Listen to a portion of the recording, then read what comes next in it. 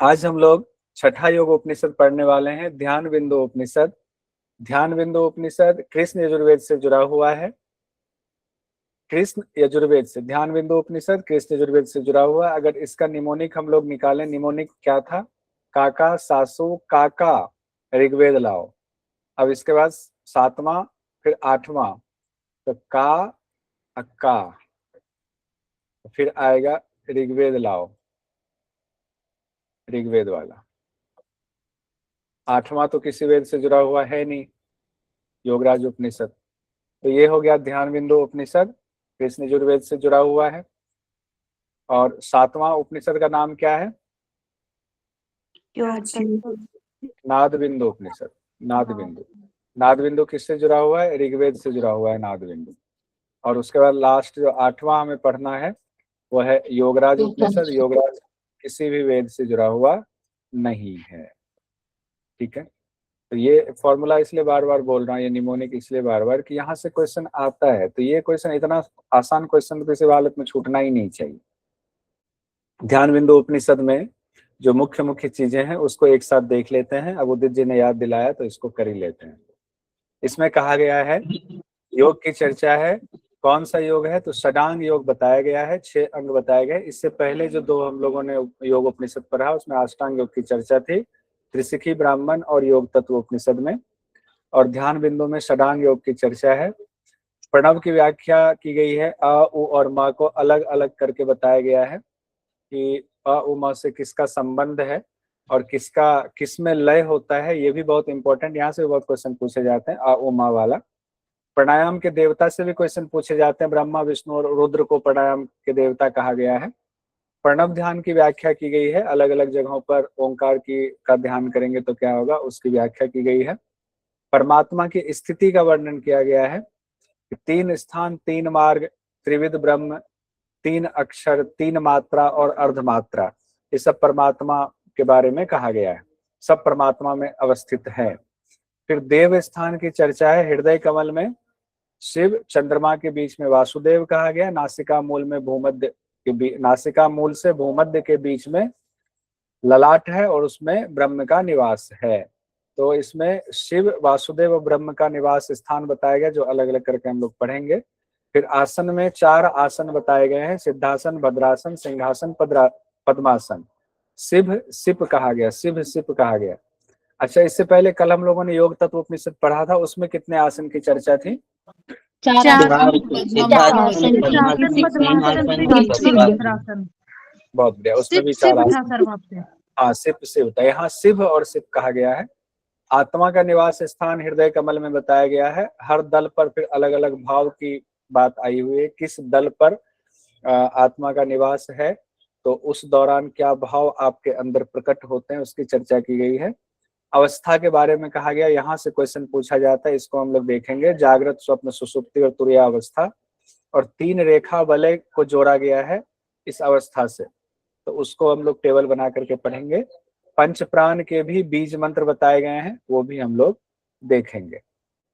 इसमें नाम से ही जग जाहिर है कि इस उपनिषद में ध्यान की महत्ता बताई गई है, ध्यान को बड़ा इंपॉर्टेंस दिया गया है। और पहले ही मंत्र में कहा गया है कि ध्यान योग से पाप समूह बिल्कुल खत्म हो जाता है, पाप समूह कितना भी बड़ा हो खत्म हो जाएगा। ध्यान बिंदु उपनिषद में षडांग योग की चर्चा है, अभी जो हम लोग लगातार 2 दिन से पढ़ रहे हैं। त्रिशिखी ब्राह्मण उपनिषद और योग तत्व उपनिषद दोनों में अष्टांग योग की चर्चा थी, 8 अंग बताए गए थे। और यहाँ पर अब ध्यान बिंदु में 6 अंग की चर्चा है।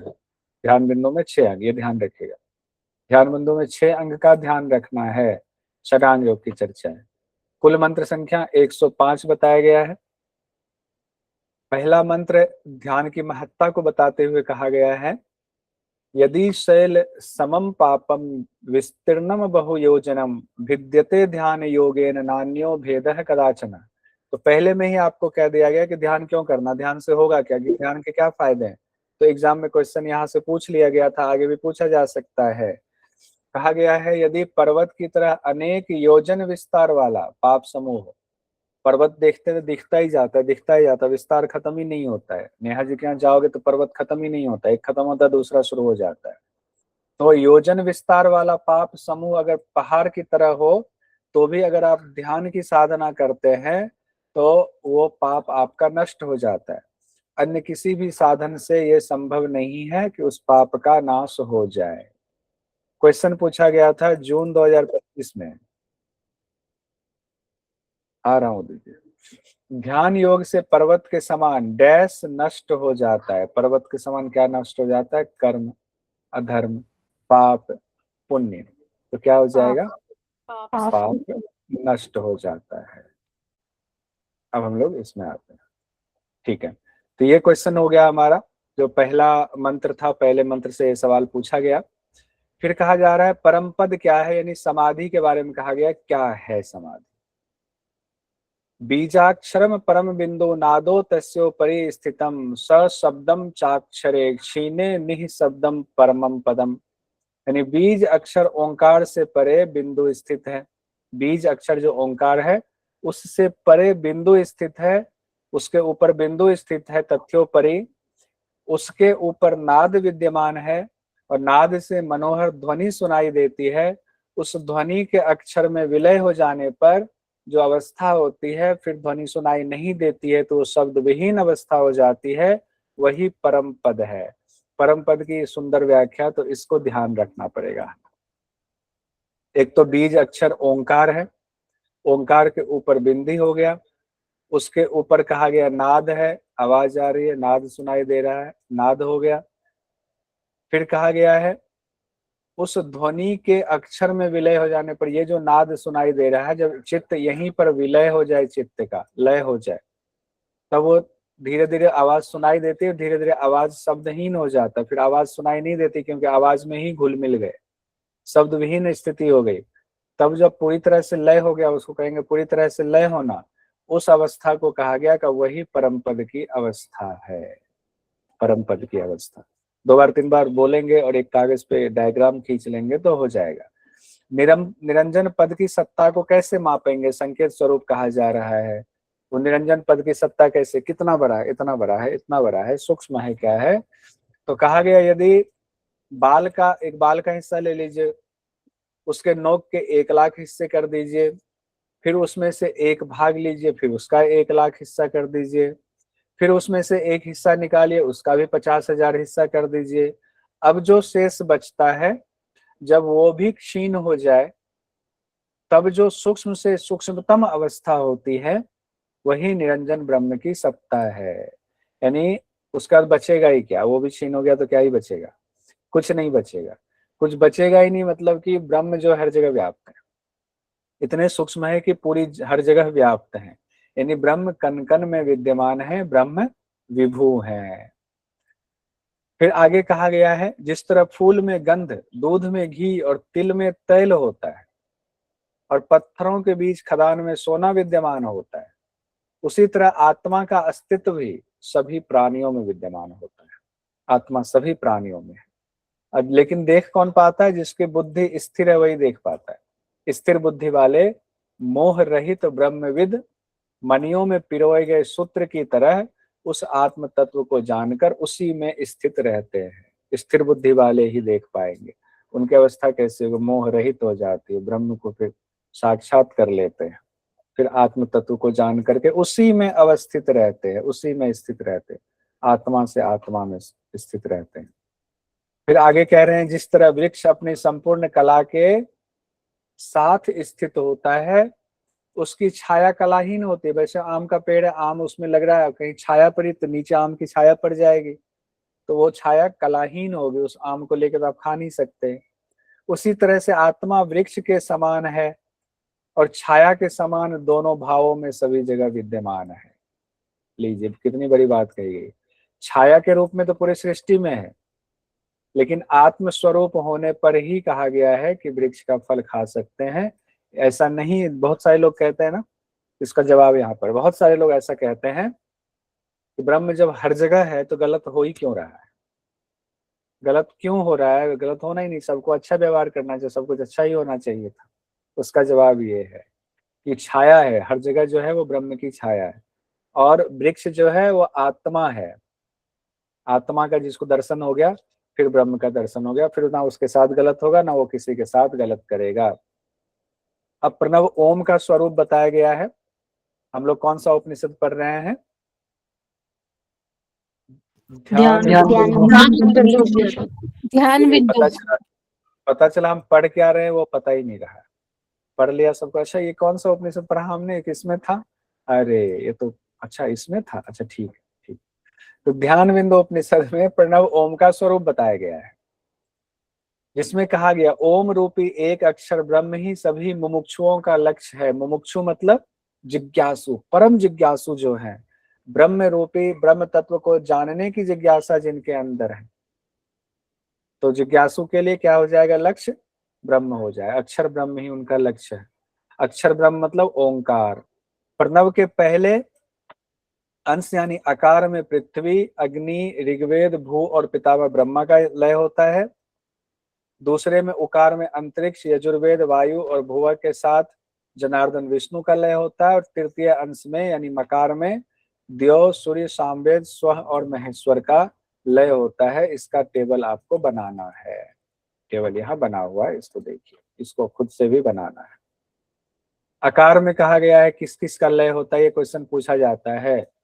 ध्यान बिंदु उपनिषद के मुताबिक आकार में निम्न में से किसका लय होता है, उकार में निम्न में से किसका लय होता है, मकार में निम्न में से किसका लय होता है। आकार में पृथ्वी का, अग्नि का, ऋग्वेद का, भू का, पितामह ब्रह्मा का लय होता है। किसका, पृथ्वी का, अग्नि का, ऋग्वेद का, भू का और पितामह ब्रह्मा का लय होता है। वर्ण जो है पीला रंग है, पीत वर्ण है, और ब्रह्मा भगवान कहा गया रजोगुणी है। फिर उकार मात्रा में आते हैं। उकार में कहा गया है अंतरिक्ष का लय होता है। अंतरिक्ष में वायु, वायु का लय होता है। यजुर्वेद का लय होता है। भुवः का लय होता है। इसमें भू है, इसमें भुवः है, अभी दूसरी तरफ से भी इसको देखेंगे। विष्णु जनार्दन का लय होता है। विष्णु जनार्दन के लिए कहा गया है वर्ण है श्वेत और गुण हो गए विष्णु जनार्दन के सतोगुणी। फिर मकार में आते हैं। मकार में द्योलोक, सूर्यलोक, सामवेद और स्व का लय होता है। महेश्वर देवता है और कृष्ण वर्ण के हैं और तमोगुणी है। महेश्वर का लय भी मकार में होता है। अब एक बार हम लोगों ने कंप्लीट देखा और एक बार इसको दूसरे एंगल से देखिए, ऐसे देखिए, जैसे उत गीत था देख रहे थे ना, ऐसे इसको देखने की कोशिश कीजिए। अकार, उकार और मकार को देखिए। पृथ्वी, अंतरिक्ष और द्यो, पृथ्वी, अंतरिक्ष और द्यो, अग्नि, वायु और सूर्य, अग्नि, वायु और सूर्य। फिर ऋग्वेद, यजुर्वेद, सामवेद, ऋग्वेद, यजुर्वेद, सामवेद।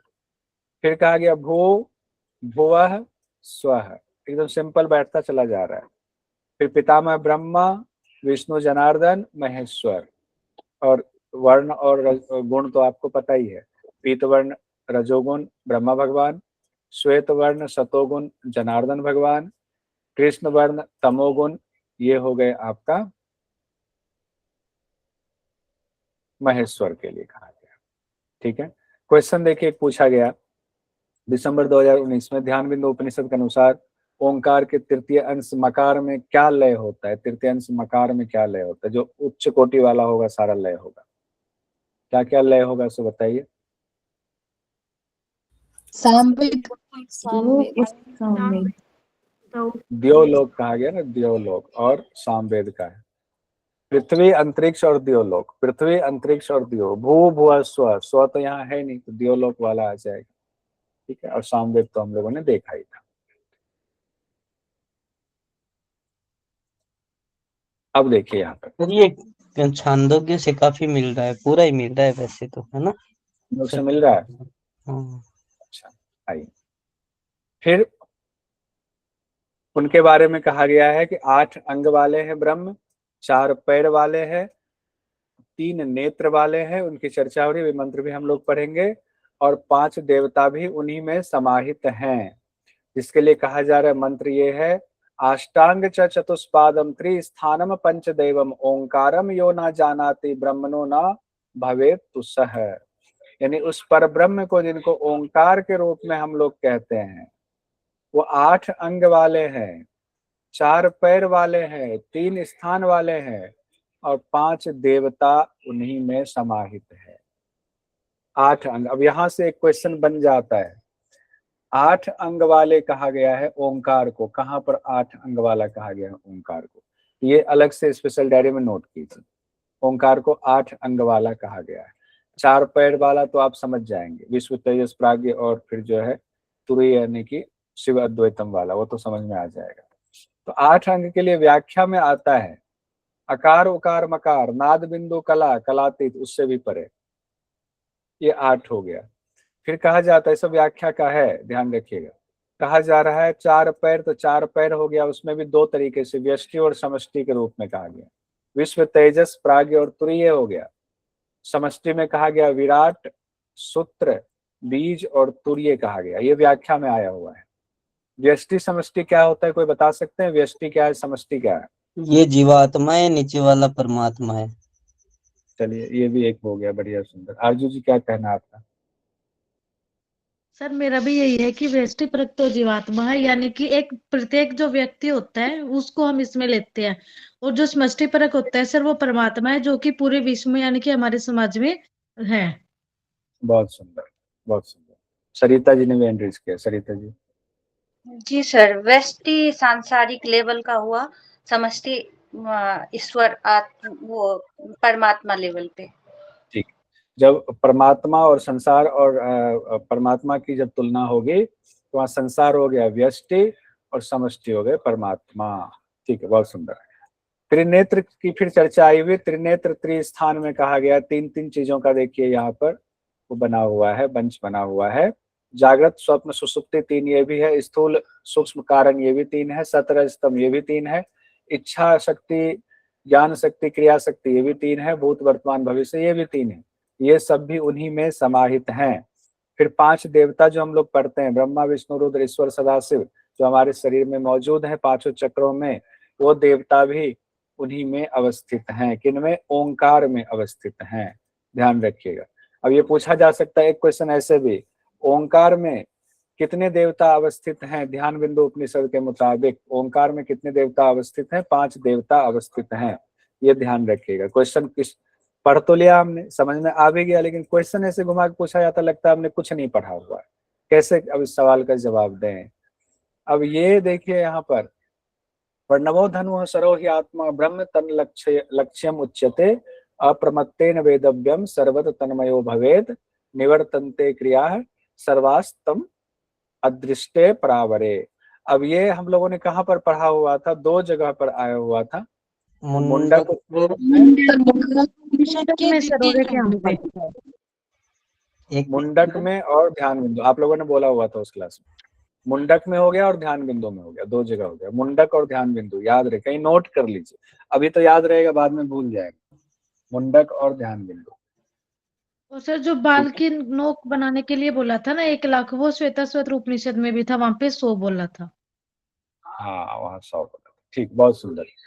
अच्छा, तो ऐसा इसमें शायद जो कृष्ण उपनिषद में भी है क्या सर, बाल के नोक वाला कृष्ण उपनिषद में? नहीं नहीं, प्रश्न उपनिषद में नहीं है।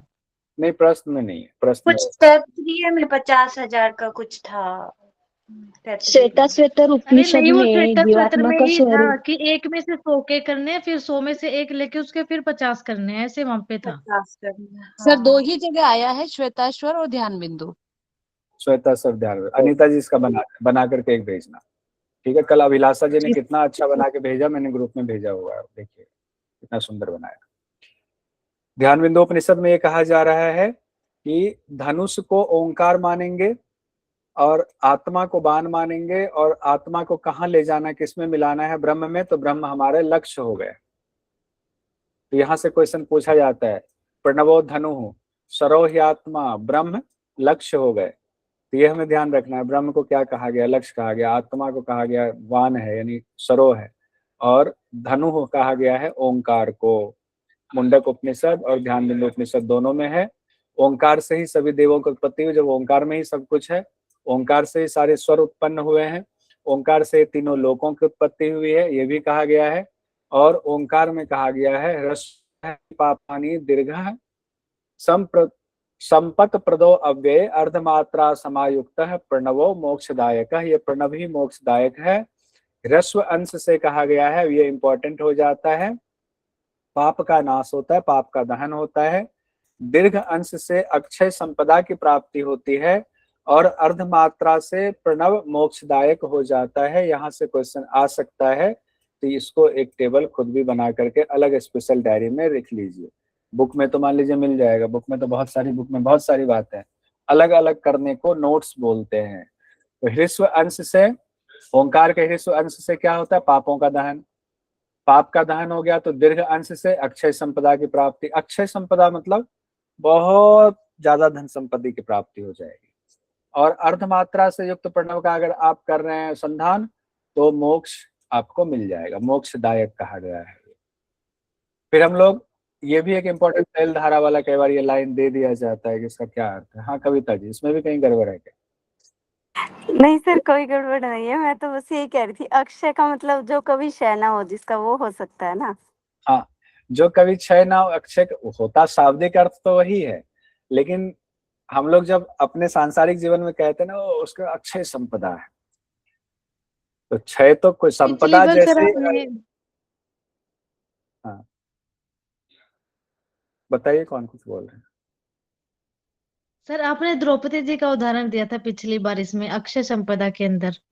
हाँ, अक्षय संपदा के अंदर दिया था। अक्षय संपदा का सिर्फ एक अर्थ पे मत जाइए, उसका बहुत अर्थ हो जाता है।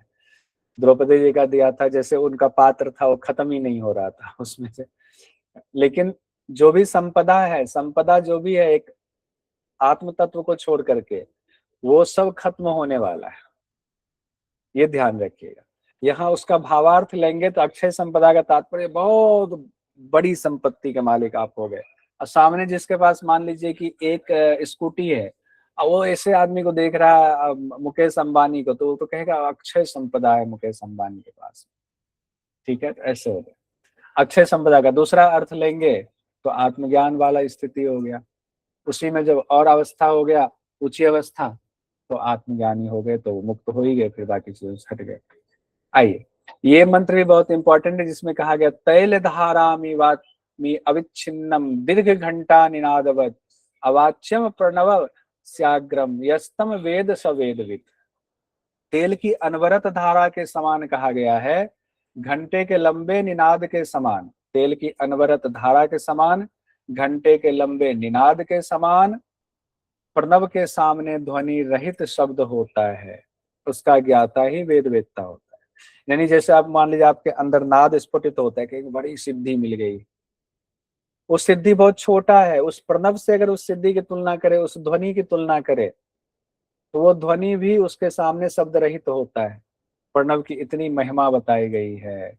तो तेल की धारा के अनवरत धारा के समान, घंटे के लंबे निनाद के समान, उसके सामने, जैसे प्रणव के सामने ध्वनि रहित शब्द होता है, कोई शब्द उसके सामने नहीं आवाज कर सकता है, उसका ज्ञाता जो ये चीज जान जाता है वो वेद वेदता है। फिर दूसरे मंत्र में कहा गया है तैल धाराम अविच्छिन्नम दीर्घ घंटा निनादवद बिंदु नाद कलातीतम यस्तम वेद सवेदविद।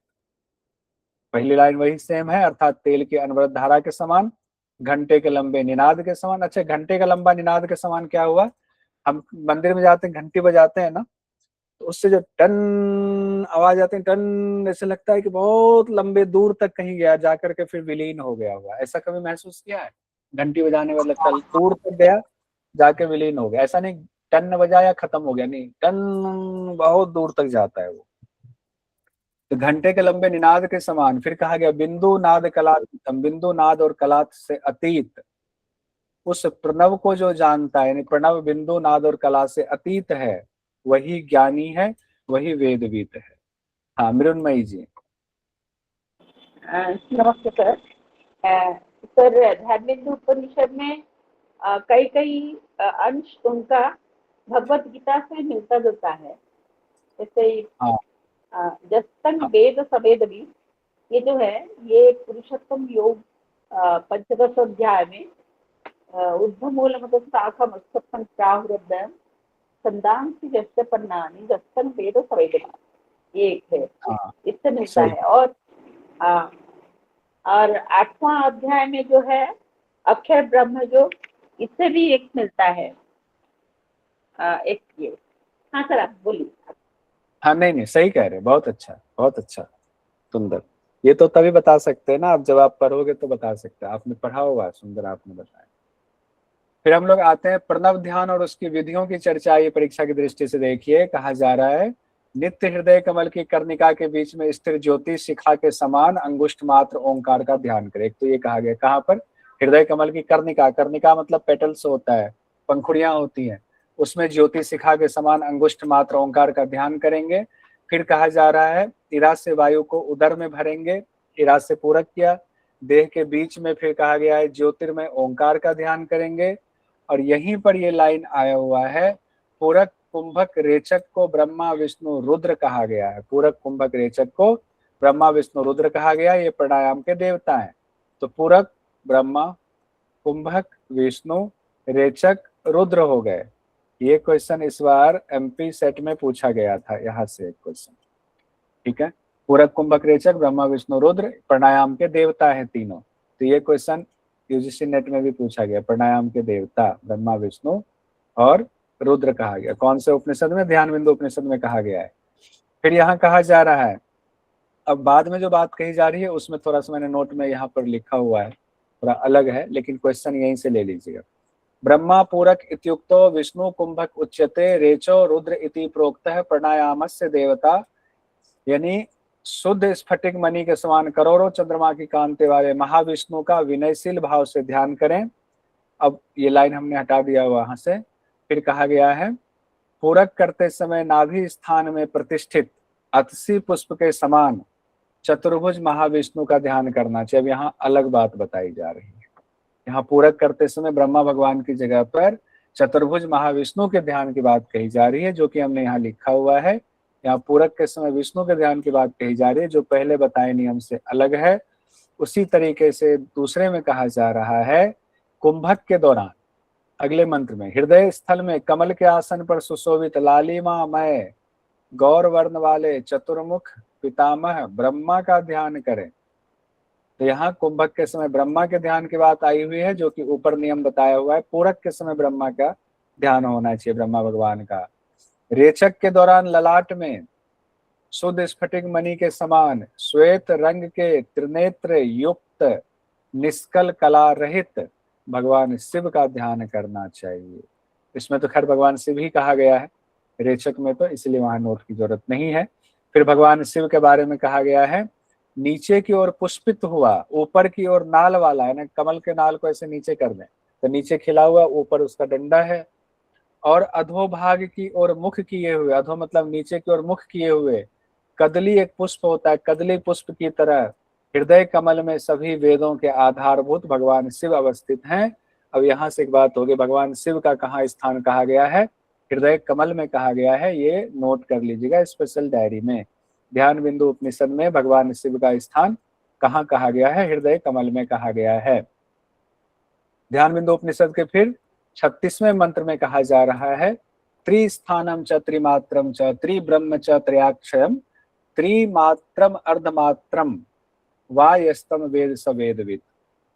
अब यहाँ पर 3 स्थान 3 मार्ग, यहाँ पर मार्ग इसका होना चाहिए क्योंकि 3 मात्र 2 जगह पर आया हुआ है। 3 स्थान 3 मार्ग त्रिविध ब्रह्म 3 अक्षर 3 मात्रा और अर्धमात्रा में जो परमात्मा स्थित है उसके ज्ञाता ही ज्ञानी है। यस्तम वेद स वेदविद।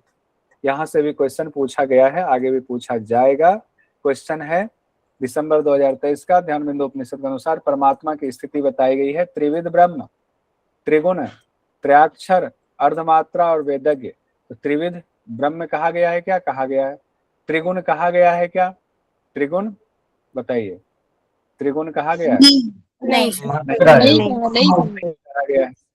त्रयाक्षर कहा गया? त्रयाक्षर जी ये है ना, त्रयाक्षर कहा गया है। अर्धमात्रा कहा गया? हाँ कहा गया है जी। और वेदज्ञ कहा गया है क्या? नहीं। वेदज्ञ तो वेदविद कहा गया, जो जानेंगे वो कहा गया। ठीक है, तो आपका हो गया यहाँ पर ये वाला हो गया, त्रिविध ब्रह्म वाला हो गया, त्रयाक्षर वाला हो गया, और फिर अर्धमात्रा वाला हो गया। तो ए, सी और डी दूसरा ऑप्शन सही है। ठीक है, आइए, बहुत सुंदर। सर ऊपर कदली पुष्प आया था तो उसको केले का पुष्प ले सकते हैं क्या? कदली को केला बोलते हैं क्या? केला का भी उसे लाल होता है। कदली केले को बोलते हैं क्या? मुझे आइडिया कदली नहीं। फल मतलब केला जी होता सर, है तो केला ही होता है, केली होता है बेसिकली। तो केला भी लाल होता है तो उसी से लिया गया जी, कदली। बहुत सुंदर। ये लाल केली के जो सुर्ख फूल होते हैं ना वो लाल लाल होते हैं। लाल होता है, सुर्ख लाल होता है। अलग बात है कि उसके अंदर जो है केला होता है तो वो हरा फिर पीला हो जाता है, लेकिन पुष्प तो लाल ही होता है। सही बात है। अब निरंजन वासुदेव, पहला हम लोगों ने भगवान शिव का स्थान देख लिया, कहाँ पर? हृदय कमल में। निरंजन वासुदेव कहाँ विराजमान है ये देखते हैं। अच्छा, एक अलग अलग क्यों देख रहे हैं, एक साथ देख लेते हैं ना, आप तो स्पेशल बैच वाले हो। ब्रह्म का निवास स्थान और फिर हम लोग देखते हैं तीनों का एक साथ। ब्रह्म, पहले भगवान शिव का स्थान कहाँ है? मैं समझ रहा हूँ मैं धीरे क्यों चल रहा हूँ। हृदय कमल में कहा गया है।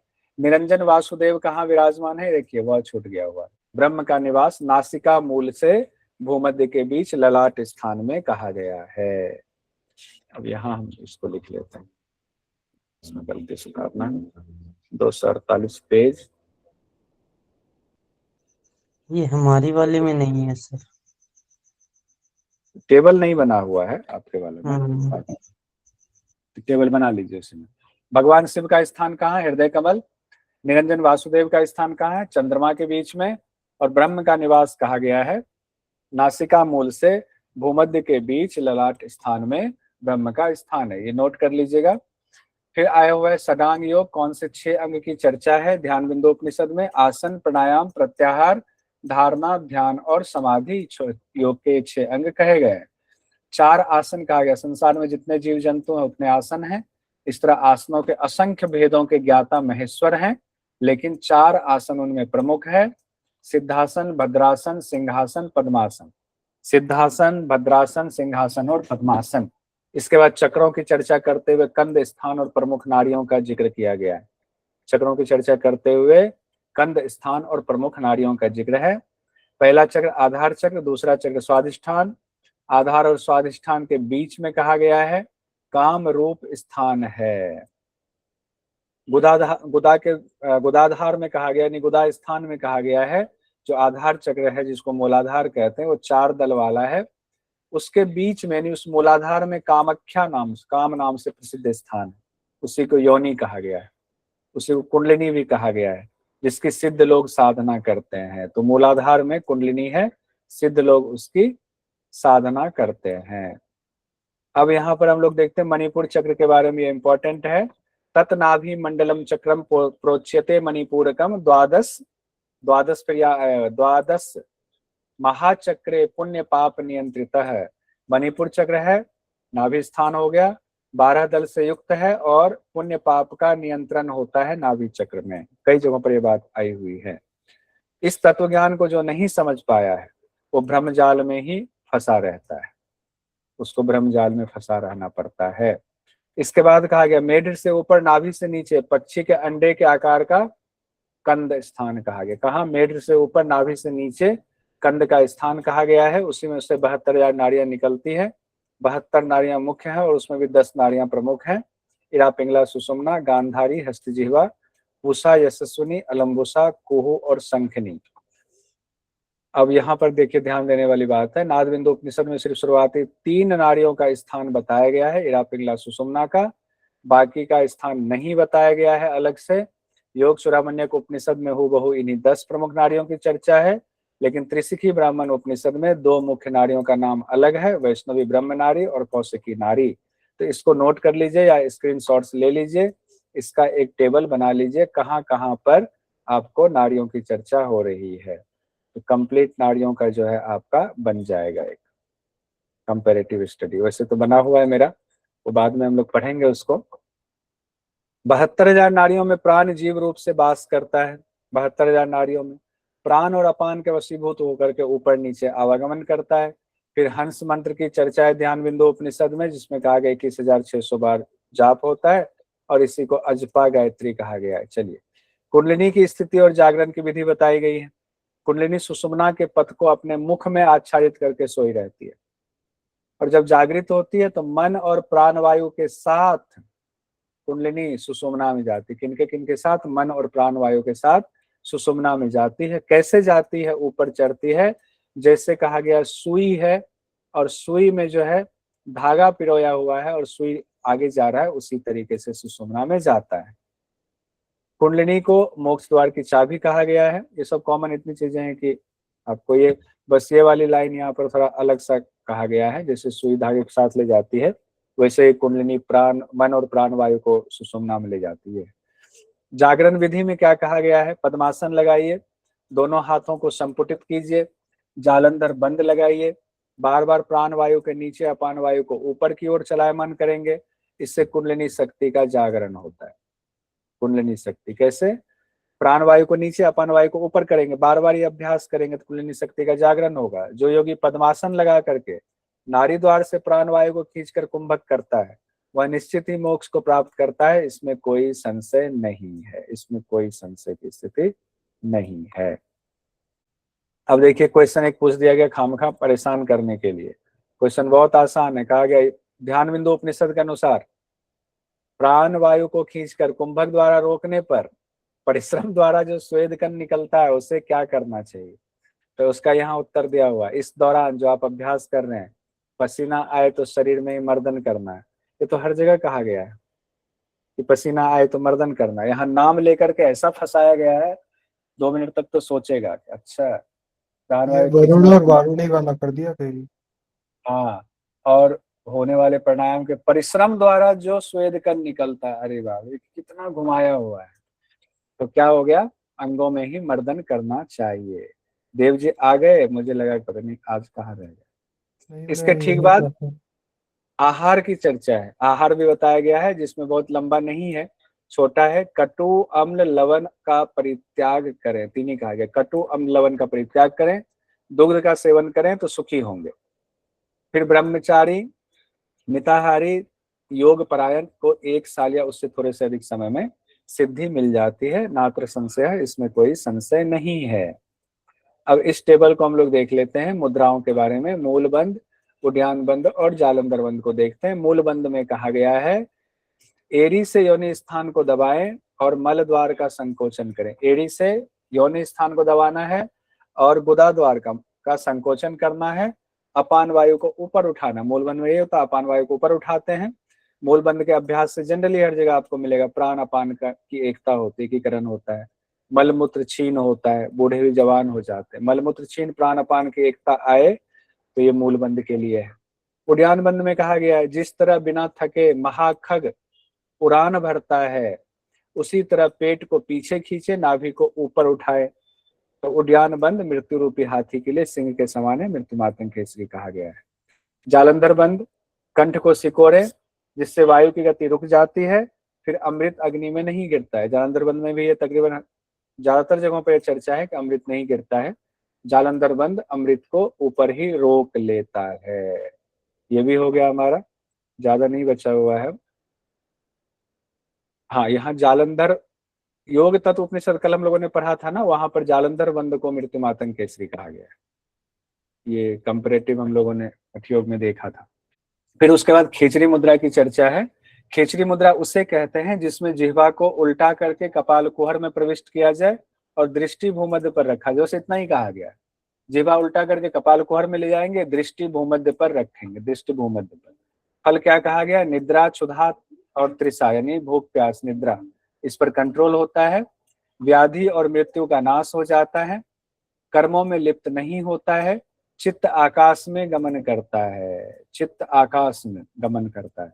मूर्छा नहीं होती है, रोग कष्ट नहीं होता है, वीर्य की रक्षा होती है। इससे खेचरी से वीर्य की बिंदु की रक्षा होती है। फिर रज वीर्य की चर्चा है जिसमें ध्यान बिंदु उपनिषद में रज और वीर्य को एक करने के लिए बताया गया अभ्यास करना है। और वीर्य को शिव रूप कहा गया है, रज को शक्ति रूप कहा गया है।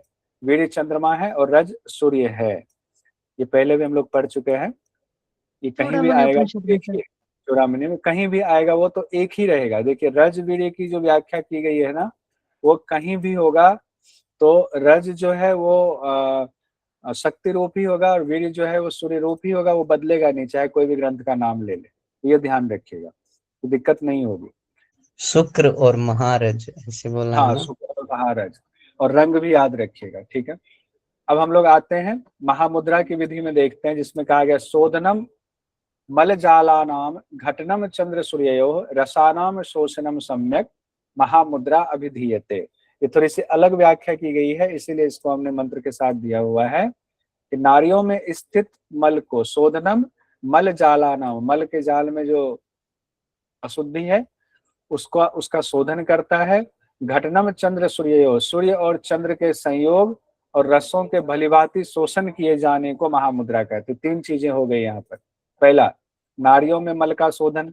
दूसरा, सूर्य और चंद्रमा का संयोग कराता है और रसों का भलीभांति शोषण करता है, उसको महामुद्रा कहते हैं। स्पेशल डायरी में उसको नोट कीजिए, ध्यान बिंदु उपनिषद में कहा गया है। फिर कहा जाता है ठोड़ी को, चिन्ह को वक्ष स्थल पर लगाएंगे, यानी जालंधर बंद लगाएंगे, बाईं एड़ी से योनि स्थान को दबाएंगे, प्रसारित दाहिने पांव को दोनों हाथों से पकड़ेंगे, दाहिने पांव को दोनों हाथ से पकड़ना है। कुक्षी युगल को श्वास से भरेंगे, कुक्षी युगल पेट को कहा जाता है। फिर धीरे धीरे रेचक करेंगे, इसे ही सर्व पाप नाशिनी महामुद्रा, तो इसको सर्व पाप नाशिनी कहा गया। ये इंपॉर्टेंट है, यहाँ से क्वेश्चन कभी भी पूछा जा सकता है, इसको जरूर नोट कर लीजिएगा, इसको छोड़िएगा नहीं। आत्मा, अब आत्मा का निवास कहाँ बताया गया? हृदय में। हृदय में कहा गया 8 दल वाला कमल है, ये अलग से नोट कीजिएगा। हृदय में 8 दल वाला कमल ध्यान बिंदु उपनिषद में कहा गया है। उसके बीच रेखा वलय बनाकर जीवात्मा ज्योति रूप होकर अनूर स्वरूप में निवास करती है। अच्छा, हृदय कमल में जीवात्मा का निवास है। वह जीवात्मा की यहाँ पर व्याख्या की जा रही है कि वह सर्वज्ञाता है, सब कुछ करने वाला वो जीवात्मा है, सब कुछ उसी जीवात्मा में प्रतिष्ठित है। वो ऐसा सोचता है कि सभी चीज का मैं ही करता हूँ, मैं ही भोगता हूँ। सुखी दुखी, काना लंगड़ा, बहरा गूंगा, दुबला मोटा पतला, सब कुछ मैं ही हूँ। इस तरह से उसका स्वतंत्र व्यवहार है। अब जो 8 दल वाले कमल हैं, उस पर जिस दल पर चित्त होगा वैसा ही आपका भाव होता है। इसे पूर्व दिशा वाला कमल दल है, उस पर अगर आपका भाव हो गया तो धर्म और भक्ति भाव की तरफ जाएंगे। आग्नेय दिशा में अगर आपका चित्त है तो निद्रा और आलस ये सताएगा।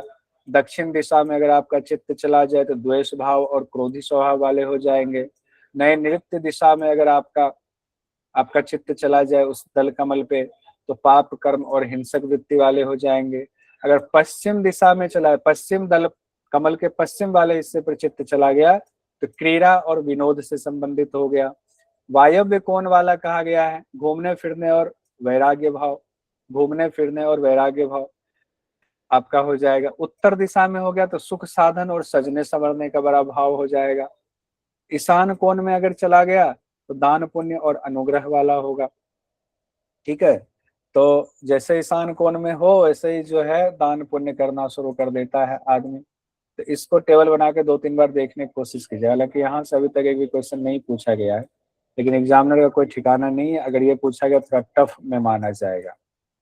आइए अब यहाँ हम लोग इसका टेबल देखते हैं, ऊपर ना देख करके सीधे टेबल पर आते हैं हम लोग, जिसमें पहले तो अवस्था की चर्चा है, 4 अवस्था और रेखा वलय बताया गया है। उसमें यहाँ से क्वेश्चन पूछा जाता है, रेखा का वर्ण बताया गया और स्थिति इंपॉर्टेंट है। ये स्थिति तो रेखा का वर्ण एक बार को ये इंपॉर्टेंट ना भी हो, लेकिन ये अवस्था, रेखा वलय और स्थिति इंपॉर्टेंट है। तो इसको एक बार हम लोग इस टेबल को अच्छे से देख लेते हैं। पहली अवस्था आपकी हो गई जागृत अवस्था। जागृत अवस्था में स्थिति होती है आंखों में श्रम यानी कि थकान। जब हम जाग रहे होते हैं, बहुत सारा काम कर रहे होते हैं, आंखें बहुत काम कर रही होती है, ऐसे इसको जोड़ लीजिए, तो आंखों में श्रम की स्थिति होती है। निद्रा और स्वप्न, जब सो रहे होते हैं और उस दौरान निद्रा देखते हैं, तो अब यहाँ पर एक चीज आया हुआ है प्रथम रेखा वलय। प्रथम रेखा वलय कहाँ पर है? स्वप्न अवस्था में है। प्रथम रेखा वलय कहाँ है? स्वप्न अवस्था में है। और वहां कहा गया है स्वप्न की घटना से फिर थकान होती है। ऐसा नहीं कि स्वप्न देखने से थकान नहीं हो रही, वहां भी थकान हो रही है। स्थिति वहां क्या है? स्वप्न देख देख के हम थक रहे हैं। फिर सुसुप्ति में आएंगे। सुसुप्ति में कहा गया है कि यहाँ द्वितीय रेखावली है। सुसुप्ति में द्वितीय रेखावली है और स्थिति है परमात्मा का बोध होता है, बस बोध होता है, प्राप्ति नहीं हुई है। सुसुप्ति में परमात्मा यानी आत्मा का परिचय हो जाता है, आत्मावस्था में अवस्थित नहीं हुए हैं। ये हो गया सुसुप्ति में। और तुरीय अवस्था में तृतीय रेखा वलय कहा गया है। तृतीय रेखा वलय और परमात्मा की प्राप्ति हो जाता है। ये दो तो कॉमन है, ये परमात्मा का बोध, परमात्मा प्राप्ति, लेकिन ये ऊपर वाला जो दो है ये आपको याद रखना पड़ेगा। आंखों में श्रम और स्वप्न की घटना से श्रम, ये दोनों याद रखना पड़ेगा। उसके साथ साथ आपको रेखा वलय प्रथम, द्वितीय, तृतीय ये याद रखना पड़ेगा। इसका भी टेबल बना लीजिए ध्यान बिंदु उपनिषद के मुताबिक। आइए आगे बढ़ते हैं।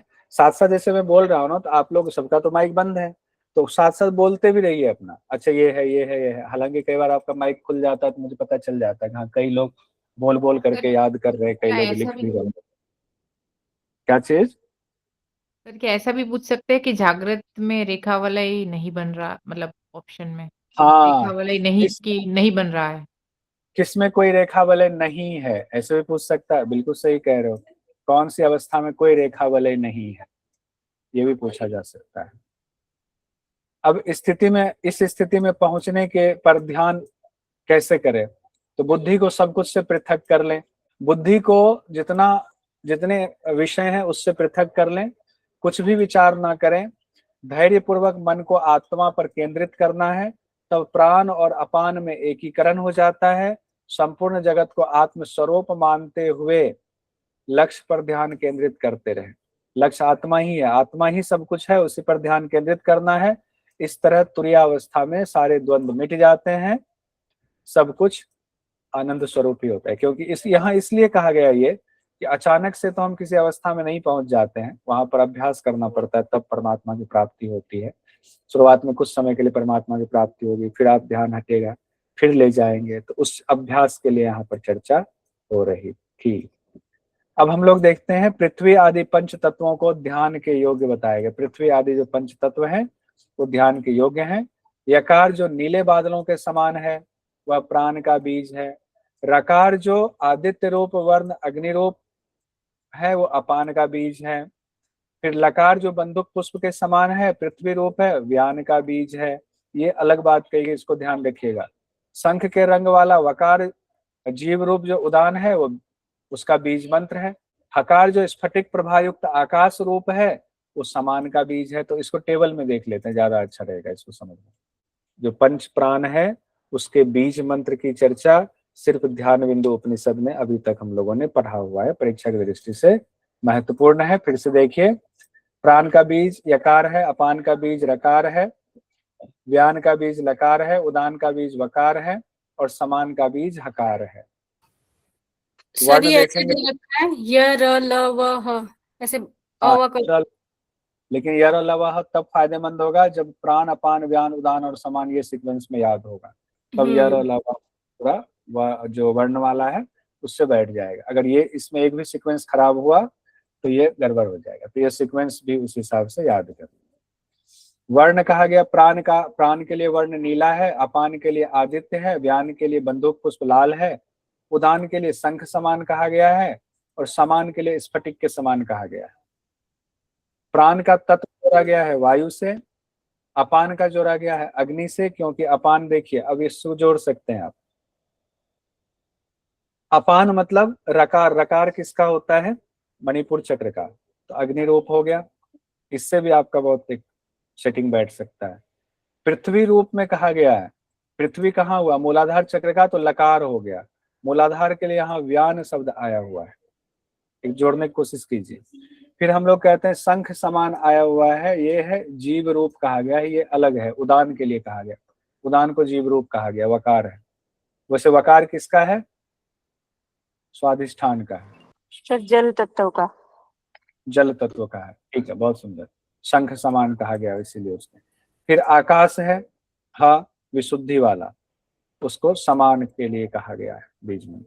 तो कुछ इसका निमोनिक बिठाइए, निमोनिक सर बिठा यहाँ के पे ये तत्वों में वायु, पृथ्वी, फिर जीव, वो जल है या फिर जीव ही है? वो जीव ही है। वो एक बार कह रहे हो तो मैं एक बार क्रॉस चेक कर लेता हूँ। वकारम जीव बीजम कहा गया है ना, वकारम जीव बीजम, ये जीव। अब प्राण और उसके स्थान में कहा गया है, तो समान वायु के बारे में कहा जा रहा है। हृदय, नाभि, नासिका, कान और पैर का अंगूठा। समान और प्राण एक ही है, अलग अलग नहीं है, ये भी कहा गया है। यही समान 72,000 नारियों और 28 करोड़ रोमकूपों में रहता है। रोम जो हमारे शरीर पर है उसमें जो छिद्र है उसमें ये समान प्राण रहता है।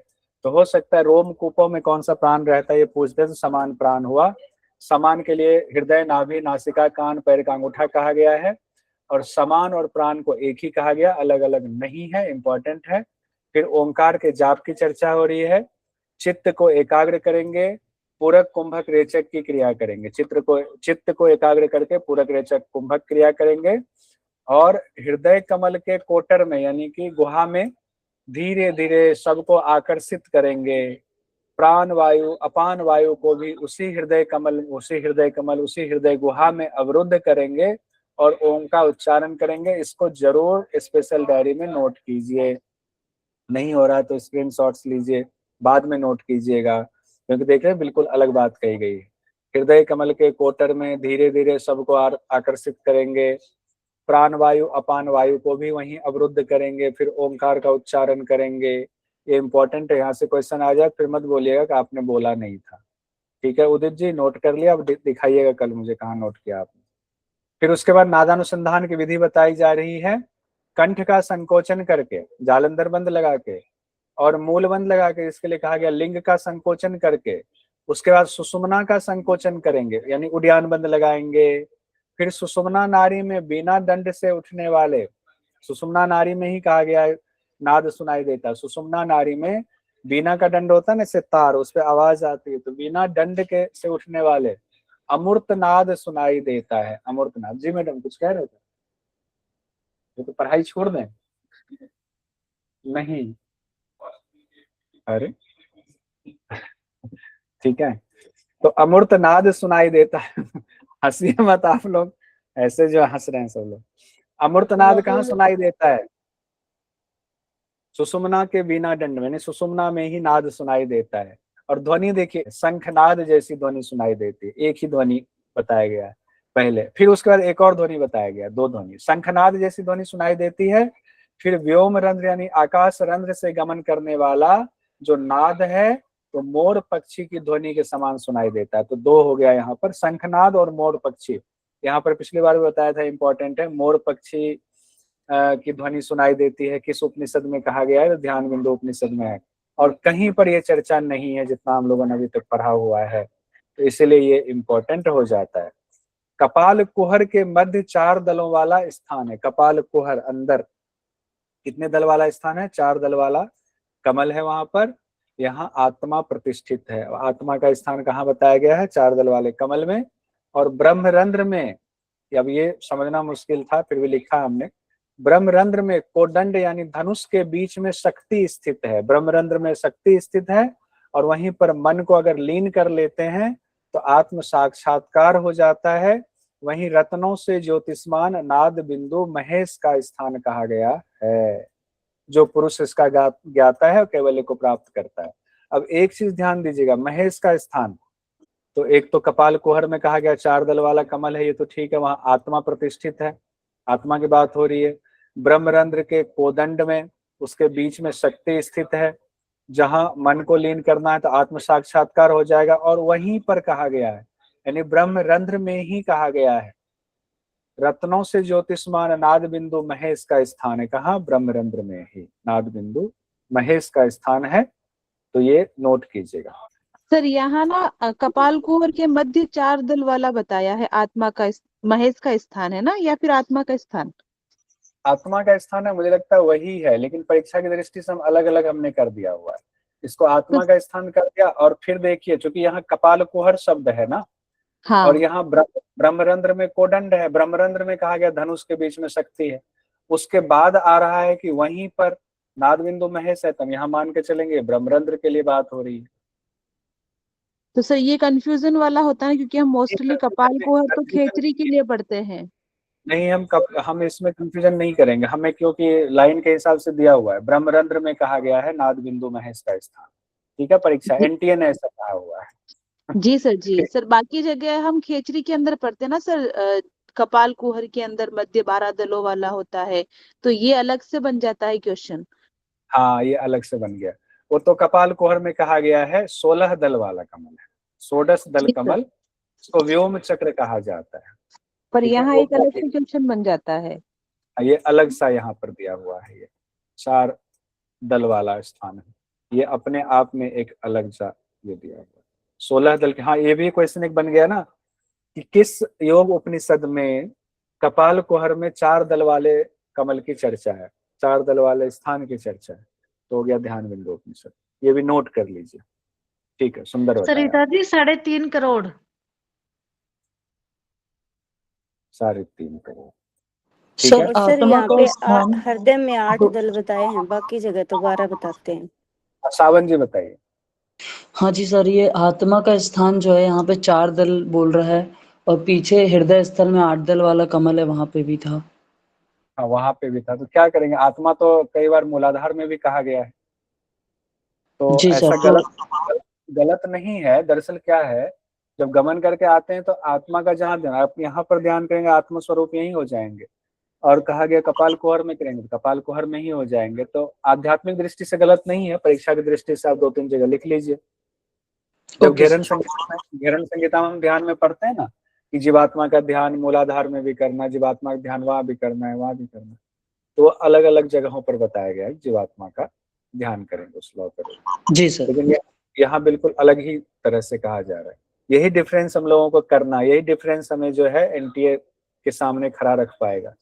नहीं तो बाकी तो सब अध्यात्म है, बाकी तो सब साधना है, उसमें तो ये सब चीजों का इतना है नहीं कुछ।